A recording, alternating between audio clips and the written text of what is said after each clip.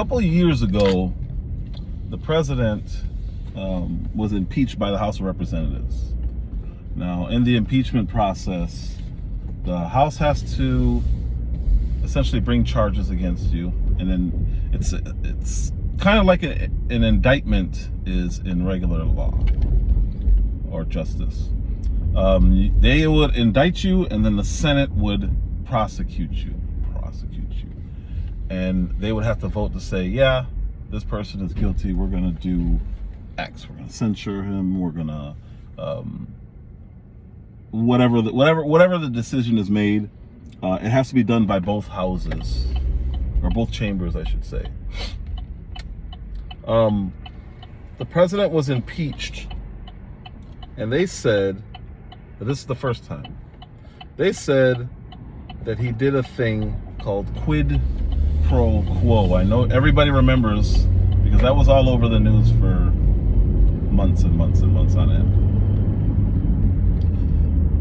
What do they mean by that? They said that he went to some guy in a little country called Ukraine, and he asked the guy to look into who's the guy's name? Hunter.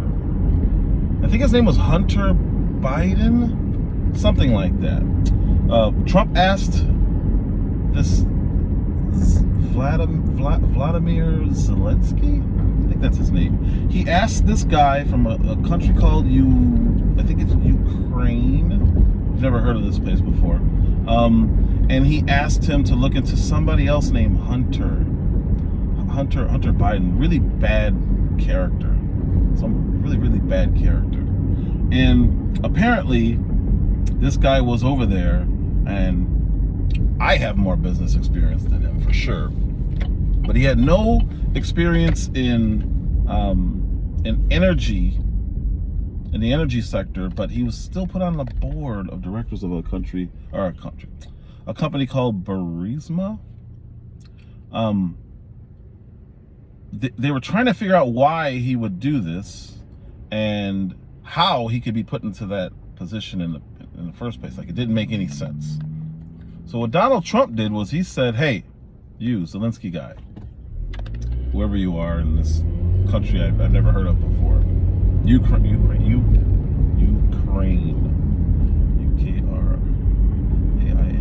I think it's called Ukraine. Anyway, the guy didn't look into it, and what Trump said was, hey, I need you to look into this. We have the vice president's son coming over here, and he's doing a lot of kind of shady stuff. And I don't know if you're the kind of country we would like to offer financial support to, because if you're allowing this kind of corruption, we don't know what other kind of corruption you're allowing. Now, I think he held back, I don't remember the amount of money, but it was funds that was already allocated to go there. So which means Congress voted on it, they passed the bill, and we just keep sending it over there as we deem it necessary or as they ask for it. So Trump said, well, why are we sending this money over there? This place is clearly corrupt. We have people going over there and somehow figuring out how to siphon the money back. So what he said was, we're going to withhold funds, and I need you to look into this. And that was, they said it was him using government funds to leverage for against a political foe, and his gain would be obviously politically in political nature. The guy didn't do it. There was a lot of pressure from the left. The first article of impeachment charges that President Trump abused the office of the presidency by soliciting the interference of a foreign power, Ukraine, to benefit himself in the 2020 election. The president asked a foreign leader to do us a favor, us meaning him, and investigate his political opponents. In order to elicit these political investigations, President Trump withheld a White House meeting and hundreds of millions of dollars in military assistance from an ally at war with Russia. and the right actually, saying, hey, we can't do this. The president asked a foreign government to investigate his political rival. The president withheld vital military funds from that government to press it to do so. The president delayed funds for an American ally at war with Russian invaders. The president's purpose was personal and political. Accordingly, the president is guilty of an appalling abuse of public trust. What he did was not perfect.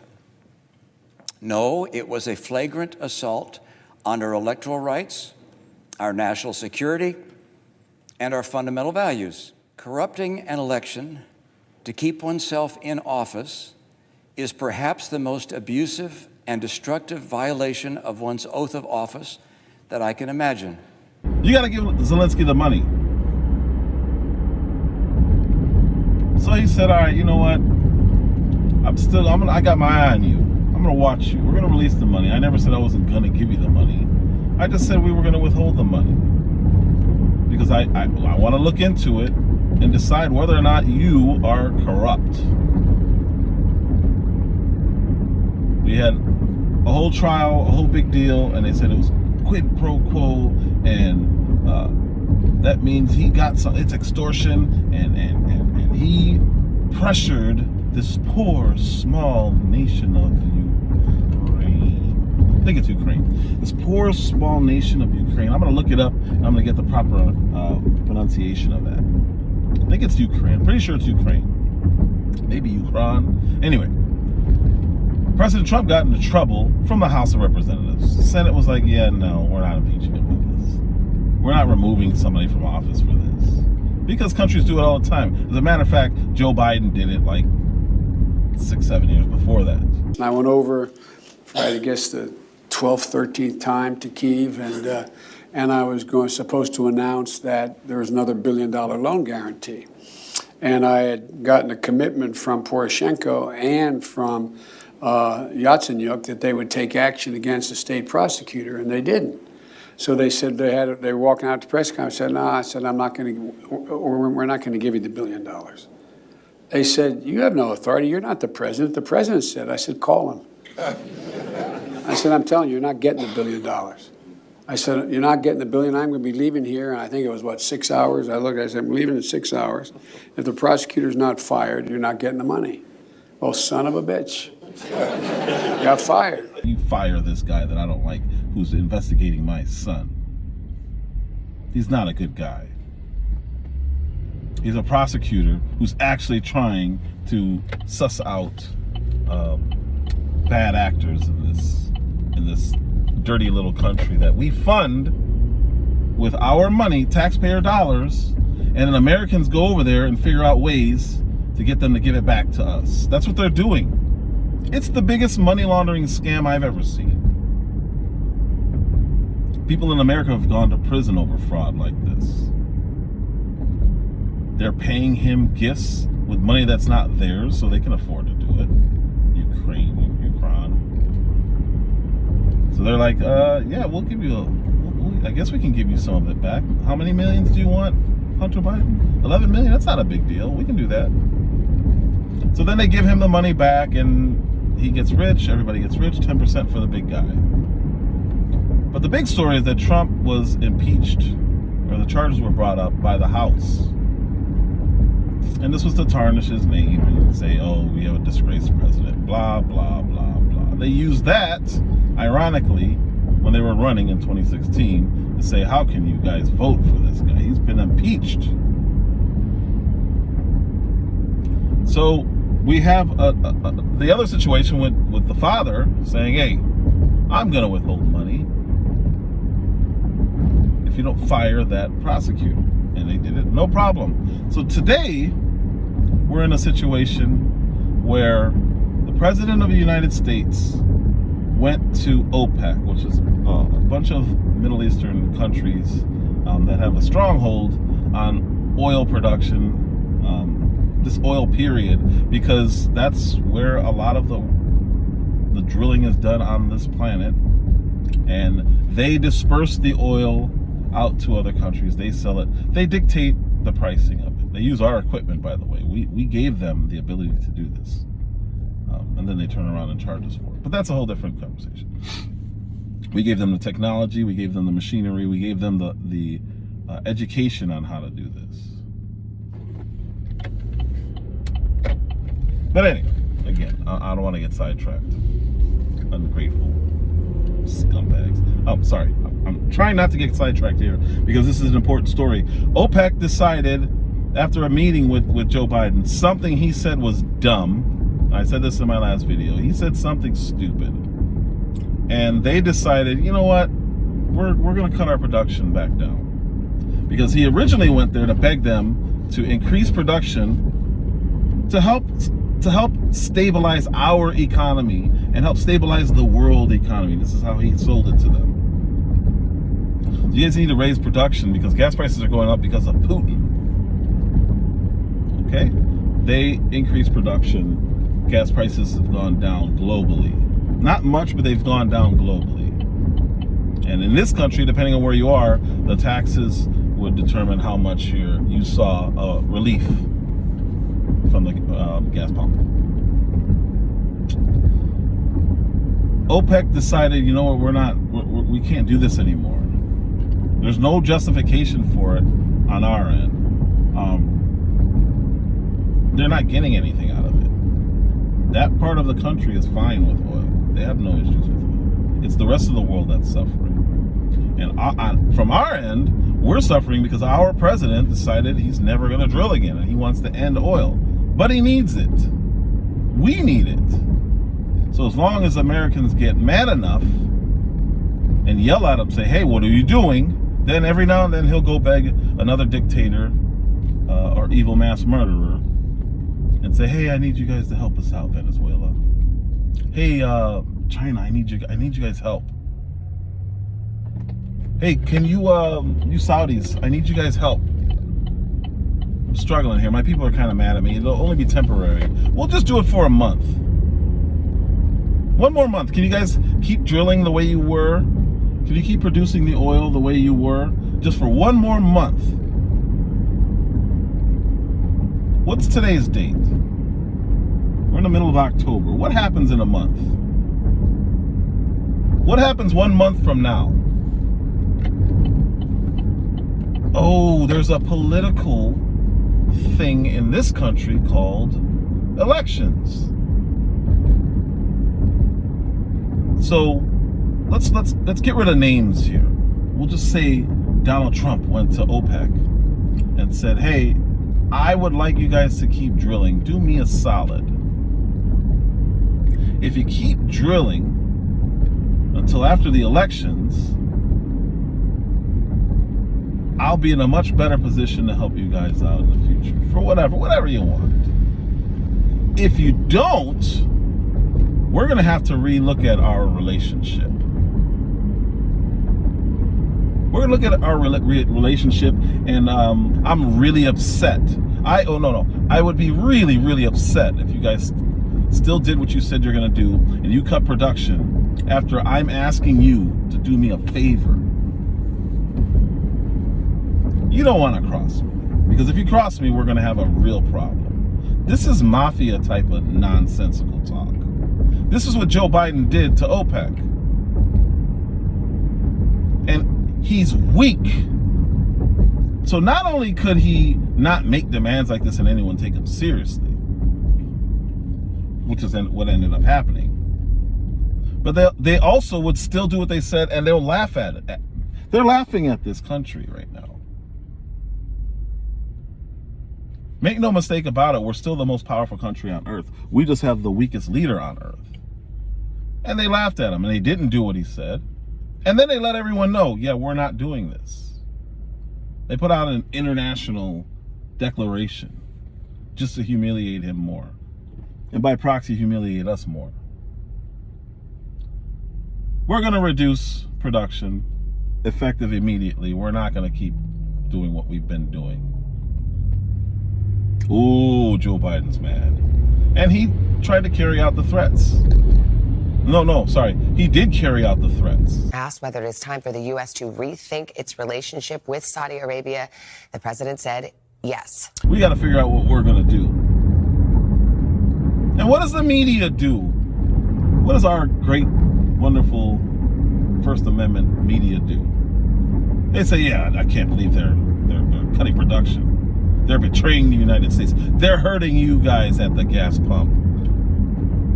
Is that what's happening? Because we have the ability, we gave them the ability to drill. We gave them the machinery, the technology, the know-how. So how exactly are they the ones who are hurting the United States? We taught them everything they know. We gave them everything. They went from living in, well, I don't want to insult them, but they went from living in countries with absolutely zero value to the rest of the world to becoming some of the most wealthiest nations on the planet. And they did so because of the oil and the ability to produce this oil, because it's so valuable to the rest of the world. This gave them who they are, as their status is what it is right now because of the oil production that they're able to produce that we taught them. Hey, you guys have this really valuable thing here. Chip me off a few $1 billion. These are the original people. And we'll show you guys how to make money and improve your part of the world. Okay, cool. They did it. It's all dictatorships. It's all oligarchs now. But that's fine. We got what we wanted out of it. Those few guys who taught them all that, those companies that taught them all that, they got a lot of money. Endless supplies of cash. So now OPEC doesn't need us anymore. And they're like, or these countries don't need us anymore. They're like, yeah, we don't need you. President who? Biden? No, we're good. We're not doing that. He threatened them on the international stage. I am in the process when this House and Senate gets back, they're going to have to. There's going to be some consequences for what they've done with Russia. What kind of consequences? Menendez says suspend all arms sales. Is that something you'd consider? I'm not going to get into what I'd consider and what I have in mind, but there will be consequences. Interesting. That sounds like somebody making a demand of another country for political gain and then retaliating against the country when they say no. Trump got impeached by the House for this. And now here this guy is openly doing it, and the media is protecting him. They're agreeing with him. See, they didn't agree that Hunter should be looked into for being corrupt and making millions of dollars illegally. They didn't agree with that, so they laughed it off and called it a right-wing conspiracy. Here we have the President of the United States trying to protect, and he said it, trying to protect their position, their political positions.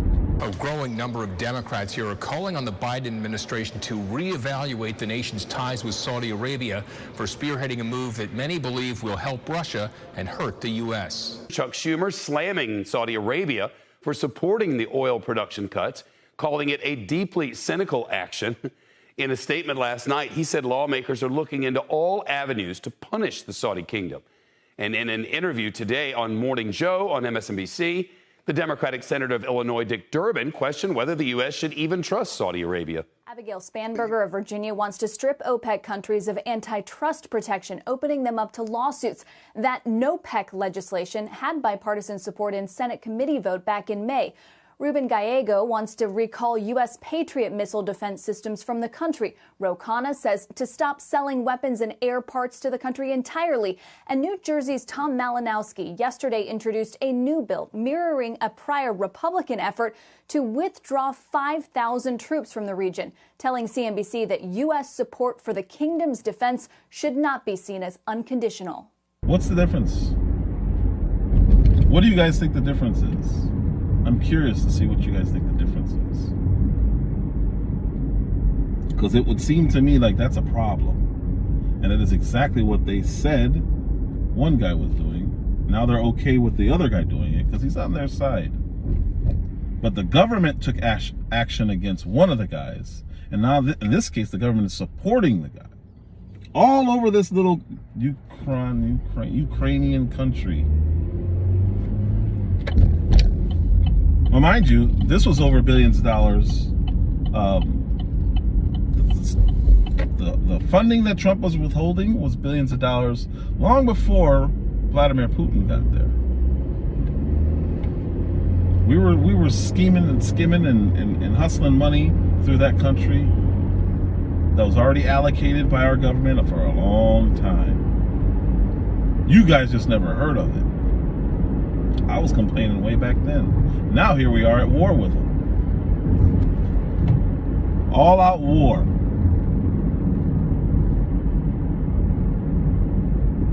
And our government, the left and the right, I've been saying this, I got video proof. Both sides, a bipartisan agreement that we should somehow take Vladimir Putin out and stay in war. And it's not our war. It's not our war. So Biden just now recently called for a release of just over $4 billion again. Now this is already of the allocated money, so this is not in addition to the $67 billion that we've given this country. It's just releasing some more money to them. And this Zelensky guy, oh man, this guy is the biggest scammer in the history of the world. Bernie Madoff wishes he could have made off with this kind of money. Madoff. This guy says, yeah, we need about $5 billion a month. And we're good. I bet you are good. If you guys just keep sending us $5 billion, we're good. What are you spending it on? Don't worry about it. We got this. We just need these weapons so badly. You see AOC getting yelled at about this? The left has always been against war. Congresswoman, none of this matters unless there's a nuclear war, which you voted to send arms and weapons to Ukraine. Tulsi Gabbard, she's left the Democratic Party because they're a bunch of war hawks. Okay? You originally voted, you ran as an outsider, yet you've been voting to start this war in Ukraine. You're voting to start a thermonuclear war with Russia and China. Why are you playing with the lives of American citizens? You're playing with our lives. There will be no neighbors if there's a nuclear bomb. You voted to mobilize and send money to Ukrainian Nazis. You're a coward. You're a progressive socialist. Where are you against the war mobilization? He's telling the right truth. You have done nothing. Tulsi Gabbard has shown guts where you've shown cowardice. Even in times of need, the left has been against war. But right now, where are the consistent leftists to say, yeah, we don't need to be doing this. This isn't for us. It's almost as if the sides have changed. Or it's almost as if people are starting to realize that they're both the same. Republicans and Democrats are the same. Warmongers are warmongers. Every time somebody has called me a Republican in my life, I've corrected them. Because the Republicans today are no different than the leftists and the Democrats today. They're all the same thing. What the party is and what the party stands for are completely different. But the actual people in power, voting and doing things, they're the same. So would I absolutely take the Republican platform over the Democrat platform? 100% of the time. Will I vote for a guy because he says he's Republican? No. Because I'm not Republican. I just so happen to agree with the platform. So majority of my votes are going to either go to Republicans and independents and libertarians, or I just won't vote at all. But I'll never vote for a Democrat. The platform alone and the fact that anyone can be up under that lets me know it's not for me. Tulsi Gabbard did something amazing. I can no longer remain in today's Democratic Party that's under the complete control of an elitist cabal of warmongers who are driven by cowardly wokeness, who divide us by racializing every issue and stoking anti-white racism, who actively work to undermine our God-given freedoms that are enshrined in our Constitution, who are hostile to people of faith and spirituality, who demonize the police but protect criminals at the expense of law-abiding Americans, who believe in open borders, who weaponize the national security state to go after their political opponents, and above all, who are dragging us ever closer to nuclear war. Now, I believe in a government that's of the people, by the people, and for the people. Unfortunately, today's Democratic Party does not. Instead, it stands for a government that is of, by, and for the powerful elite. Now, I'm calling on my fellow common sense, independent-minded Democrats to join me in leaving the Democratic Party. If you can no longer stomach the direction that the so-called woke Democratic Party ideologues are taking our country, then I invite you to join me. I disagree with her on some social issues, but she's spot on when she identified the problem here. Leftism is dangerous. It costs money, and it hurts this country, and it helps other countries. It's self-destructive. And that's what we're dealing with right now. But let me see how many people on the left have actually said anything like, hey, isn't this quid pro quo what Biden's doing? He's trying to hold out just till after November. Matter of fact, first week of November, you guys can cut production again, and we don't care about the gas prices. We only care about it because we need to get back in power. Power play.